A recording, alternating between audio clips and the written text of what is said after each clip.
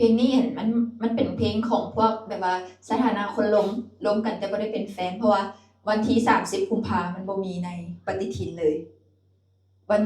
วันที่30กุมภาเป็นแบบว่าเป็นวันมโนขึ้นมา แล้วก็สูงสุดมันจะมี29กุมภา4ปีมีเทื่อหนึงหมายความว่าเป็นความสัมพันธ์ขนาดว่า29กุมภามันยังยากแล้วนะมีสิทธิ์เป็นไปได้แต่ยากแต่ถ้า30กุมภาก็คือเป็นไปบ่ได้เลยฟีลแบบ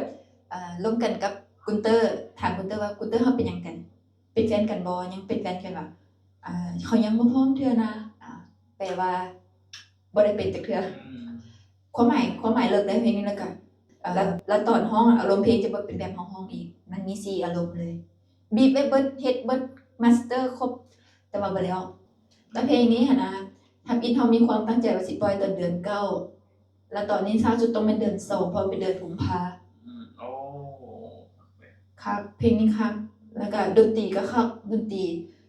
รีคือจัดเต็มเลยกีตาร์ก็เฮาก็บ่ได้ร้องอีกได้เพลงนี้เฮาร้องบ่ได้เพราะว่าเพลงมันเหนือเฮานะเพลงมันใหญ่เหนือเฮา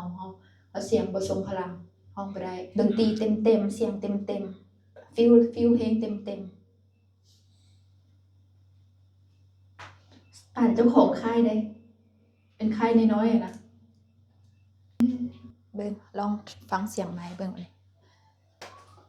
เพราะเฮาสิทวงเพลง30กุมภาเฮาก่อนเฮาสิร้องให้ฟังเต็มๆจักบาทนึงเด้อ30กุมภานะมีไผเคยฟังจักคน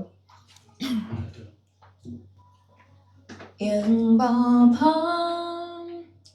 ที่จะให้ไผเข้ามาเจ้ายังต้องการเวลาและคงต้องคอยถ้าวันที่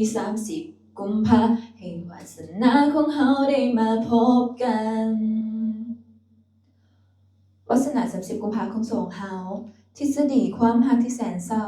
ยังอธิบายบ่ได้ในสิ่งที่เจ้ามองมาในข่อยนั้นมันจะปวดแสนสาหัส The pain that's come from my heart บ่อ่านหาคำว่าบรรยายชีวิตสงบสุขและมีความหมายถูกเจ้าทำลายด้วย3คำนี้ยังบ่พร้อมที่จะให้ไผเข้ามาเจ้ายังต้องการเวลาและคงต้องคอยถ้าวันที่30กุมภาให้วาสนาของเฮาได้มาพบกันล้มกันมาเป็นปีตอบ3วินาทีว่ายังบ่พร้อมฝนจะหลอนยังบ่พร้อมแล้วลมเฮ็ดหยังดินไผเอาซายมันอาจจะเสียเวลาแต่มันสนุกเฮฮาก็ว่าบ่ได้พี่ไผก็ฮู้ว่าเฮาล้มกันสถานะต้องเป็นแฟนกันถ้าเขาบ่ถามเรื่องความสัมพันธ์ข้อยคงบ่ฮู้ใจความสำคัญว่าเฮายังบ่แม่นแฟนสถานะ30กุมภาคบไปก็เสียเวลาข้อยคงบ่ปรารถนาขอให้2เฮาเลิกราไปใช้ชีวิตแล้วซะอย่ามายุ่งกับข้อยอีกเลยแล้วมันก็จะมีท่อนโซโลแล้วก็ท่อนปิดความจริงเพลงนี้เป็นเพลงที่จะมีแรปเปอร์2คนมีคนร้อง2คน